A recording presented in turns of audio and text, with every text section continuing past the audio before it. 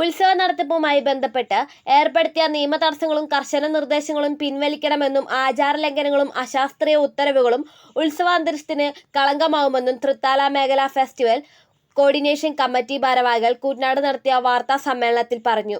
ജനുവരി 25 ശനിയാഴ്ച രാവിലെ 10 മണിക്ക് ചാലിശ്ശേരി ശ്രീ മുലയംപറമ്പ് ക്ഷേത്രം ഹാളിൽ മേഖലയിലെ ഉത്സവ കമ്മിറ്റി ഭാരവാഹികളെ പങ്കെടുപ്പിച്ചുകൊണ്ട് ബോധവൽക്കരണ ക്ലാസും സംഘടിപ്പിക്കുമെന്നും വിവിധ വകുപ്പ് മേധാവികൾ ക്ലാസ് നയിക്കുമെന്നും ഭാരവാഹികൾ അറിയിച്ചു.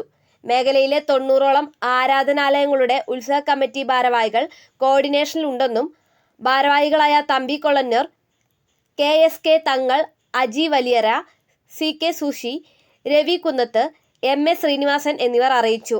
News desk Thrithala news.